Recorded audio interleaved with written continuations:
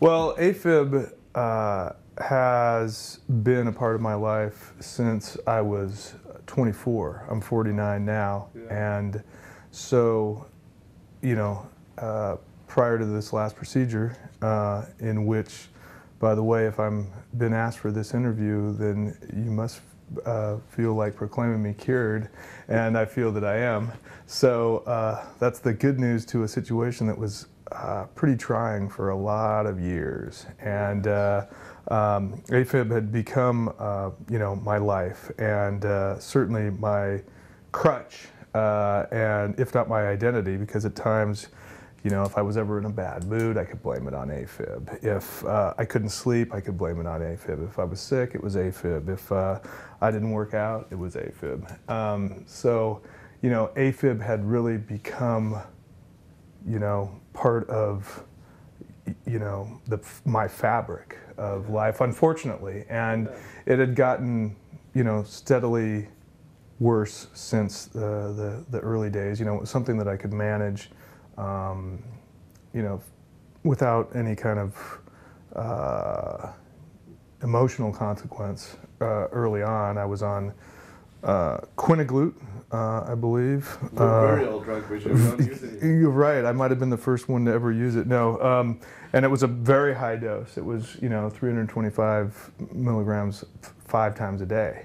It was just, just outrageous until I think I got a call from my father when he was in New Zealand and said, "Hey, the cardiologist I just met said, that is just a crazy amount of medicine. You need to go off that." And of course, so there was. And you were going to say, you mentioned that your father's a physician as well. Yeah, that's right. My dad's a psychiatrist, and so his specialty wasn't behavioral issues as it revolves around cardiology issues, but. I understand that that's probably something that you might have had at one time, and here, or but it's certainly something that I think somebody could probably make a lot of money on, dealing with people who have chronic conditions, and particularly atrial fibrillation, because as your story illustrates, the problem with atrial fibrillation sometimes is that although it starts here, it quickly moves to become, there's a mental component of it. Oh, sure. Component of it that's significant. Well, the thing with AFib, or at least in my case, and I think that, I certainly would have been a case study for you or one of the other 15 cardiologists I'd seen before you. That was part of the issue too, and it was, you'd be able to tell your viewers here much more easily than me that in the early years, and maybe even now, it's not a complete science. I used to tell people that my cardiologist knew less about AFib than marine biologists know about the deep sea. It just wasn't. It was a mystery to a lot of the cardiologists. I mean, early cardiologists would say, "Oh, you could try and get out of AFib by breathing through one nostril, and closing the other nostril and breathing through the other nostril, or you could do some sort of massage on your neck, carotid massage, which would have, in the early days, and I say the early days in my situation, that might have actually worked, the carotid massage, or occasionally I could do it on my wrist or something like that. But what would end up happening is that just that just never worked. And I used to reach for my wrist all the time just to assure myself that the beats that I was feeling was actually AFib. Unfortunately, in my situation, I was acutely aware of my condition. So I would know every missed beat, and I was very jealous of the stories I'd heard of other people with AFib that would have no recognition of, they had no idea when they were in it or not. And I think that's still the case for many people who are in AFib. They just don't know it. Unfortunately, I was in a situation where the AFib, overcame me. And, I was you know, as a result, I had a lot of anxiety, or at least maybe not a lot of anxiety, but at times mild anxiety. And through the course of the years, it became a tougher thing for me, and it was in later years it became very difficult to sleep, because all I could think about at night when everything else is quiet is this, what I like to describe as a drum solo in my chest, which you know, there was never any kind of regularity to the AFib, you know, at least during pre any of the procedures that you've done. Later on, some of the AFib converted to a flutter, and so the irregularity became a little bit more regular, you know, but it was still an issue for me. And you know, it was, I think you would talk to my former wife about, you know, dealing with me when I was in an AFib episode. It was probably not very easy to be around. Sure. So, but that kind of gives you a little bit of background about, you know, where I was with this. And you know, I developed it when I was 24, and my first procedure was in 1994, and which would have made me, I guess, 43, and had a flutter procedure followed by an, AFib procedure, followed by an A-flutter procedure the same year in 2004, and then that didn't take, so we tried another one in 2006, and that was for AFib, and that didn't work. And then finally, earlier this year in May, we tried it for the, which would have been the fourth AFib procedure. And although it was a tough first week after the procedure, once we had an adjustment of medications, I haven't had a lick of AFib since. Right. So. In that last procedure, because you've been through so many, and just to clarify, one of the procedures of the four was really a limited right atrial flutter ablation, and the reason for that was, I think that was done early because what will sometimes occur with patients is they'll go on antiarrhythmic drugs for atrial fibrillation, it'll organize into right atrial flutter, which can then be a very stubborn arrhythmia. But it's a very accessible arrhythmia for ablation because the right atrial chamber is accessible to our catheters, and it's a very safe ablation procedure as well. But you're right, Brett, that you went through at least 2 AFib ablation procedures. The first one was done fairly early in the development of that procedure, and subsequently technology improved considerably, knowledge improved considerably, so that we felt back in 2006 that we could perhaps do a better job.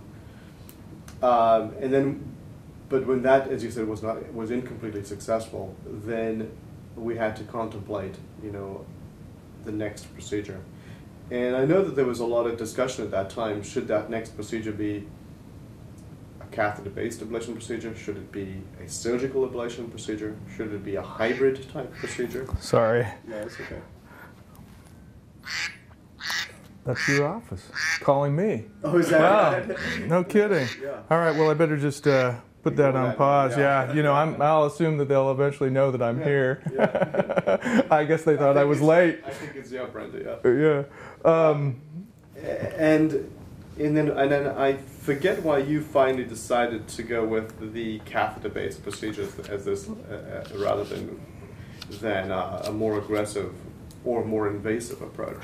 Well, you know, that discussion that you and I had was blossomed into a discussion with just about everybody I knew, which was that was familiar with my situation. You know, my brother and my father are both physicians. My brother's a generalist. My father's a psychiatrist.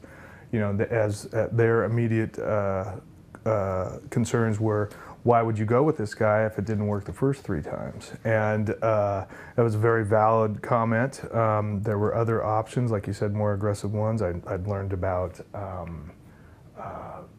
was there a freezing procedure? There's a maze procedure. I wasn't ready to concede to any kind of open heart procedure. That was not I wasn't ready for that yet. I also was not a candidate, according to you, although not according to earlier cardiologists, for a pacemaker.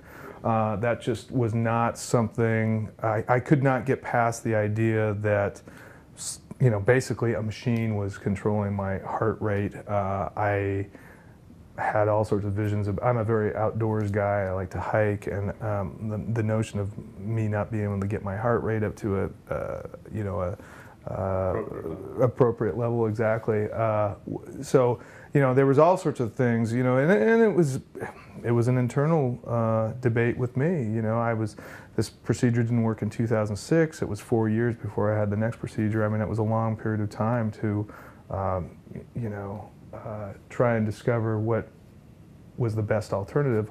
My answer to my father and my brother and anybody else who knew about the situation was that I wanted to give Rodriguez, old Derek, one more try. And I felt that, you know, I was very confident that we would either determine that it wasn't going to work, yeah, or that it was going to work. And also, you know, you'll see that I have notepads. I'm a journalist. I'd like to do a lot of research. I realized through Derek's advice that the measurements inside my heart were the volume were less than 45. Is that the number? So we determined that the volume of the inside of my heart had not increased after the 2006 procedure, so I was still a candidate for a third AFib ablation and fourth overall.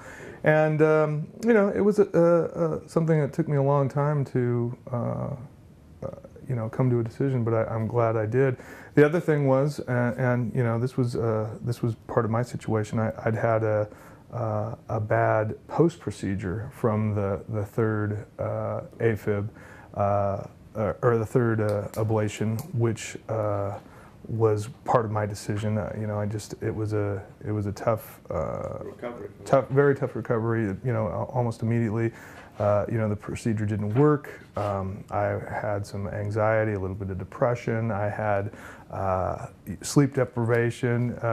You know, I had 4 or 5 or 6, you know, behavioral issues right afterwards. It was the perfect storm, and it was a very tough recovery for me. So, you know, there was the memory of that as well. Sure. But I eventually manned up and said, you know, we're going to get this done. And I said, you know, I felt that I owed myself and the good doc one more try. And, you know, once I came to the conclusion that, you know, this was going to be the last time. Yeah. Whether it was going to work or not, it was going to be the last ablation. And I'm very glad that I decided to do it, because it ended up working out.